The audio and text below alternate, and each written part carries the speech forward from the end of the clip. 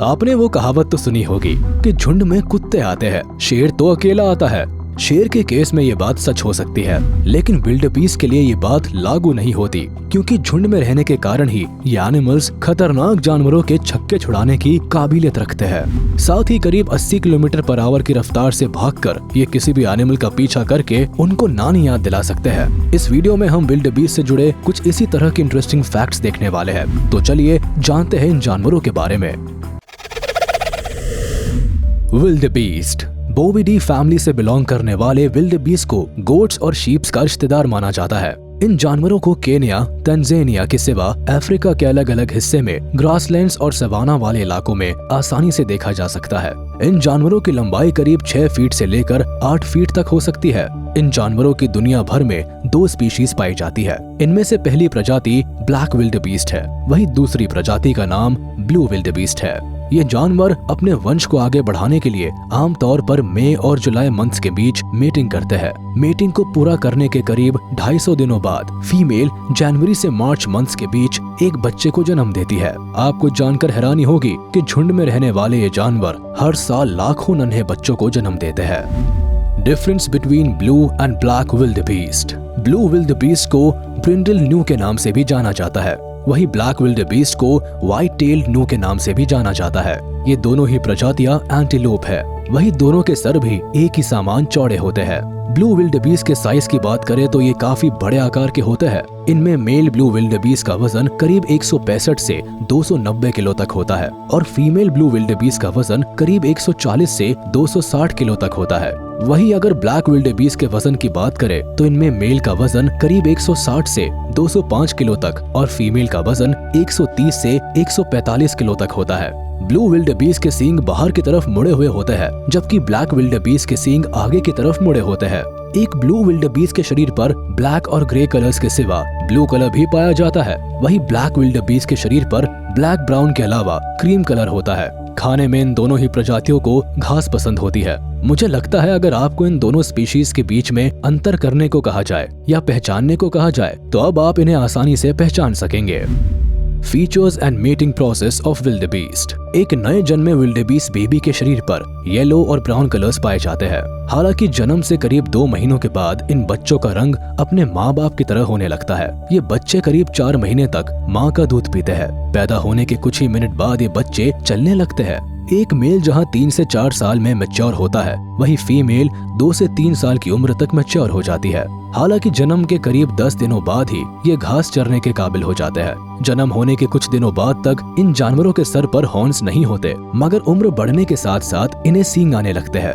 ये इनके सबसे मेन हथियार है, जो बड़े होने पर इनको दुश्मनों से बचने में मदद करते हैं। अडल्ट स्टेज तक इनकी बॉडी काफी ज्यादा मस्कुलर हो जाती है। ऐसे में हाई शोल्डर्स और डीप चेस्ट की वजह से इन एनिमल्स को दूर से ही पहचाना जा सकता है। हाँ, मगर भारी भरकम शरीर की तुलना में इनकी गर्दन काफी छोटी होती है, वही इनके पैर काफी ज्यादा पतले होते हैं।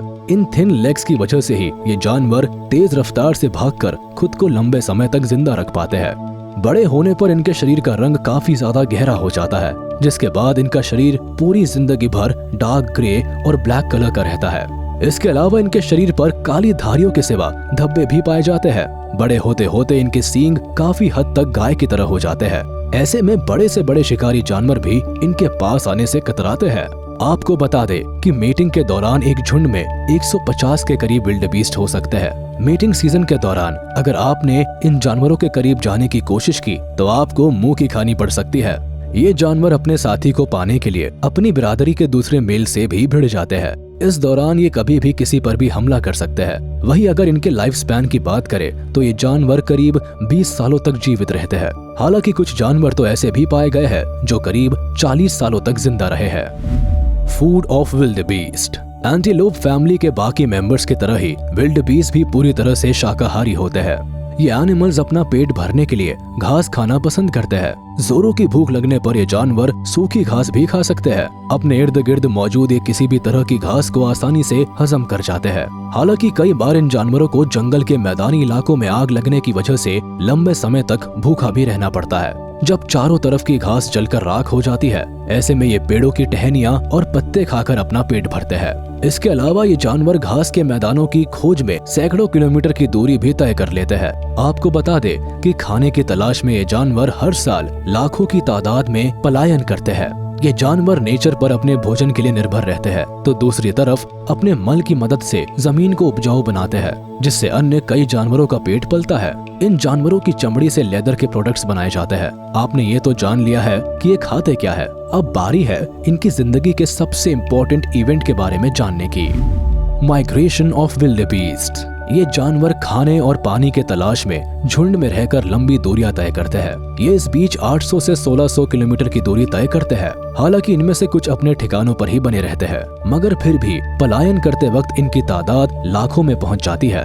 खाना ढूंढते वक्त इन जानवरों को कई खतरनाक रास्तों से गुजरना पड़ता है और ऐसे में जान जाने की संभावना बनी रहती है। केन्या के मसाई मारा से निकलते वक्त इन जानवरों को 2 बड़ी और चौड़ी नदियों को भी पार करना पड़ता है। इन नदियों को पार करते वक्त सैकड़ों विल्डेबीस्ट क्रोकोडाइल का शिकार बनते हैं। पेट भरने के लिए ये पलायन इनकी जिंदगी के सबसे महत्वपूर्ण इवेंट्स में से एक होता है। ऐसे में अगर ये जानवर मगरमच्छों से भरी इन खतरनाक नदियों से नहीं गुजरते तो आने वाले समय में भूख के कारण जान गंवाने का खतरा बना रहता है। हालांकि झुंड में रहने की वजह से विल्डेबीस्ट के मारे जाने की संभावना काफी कम होती है।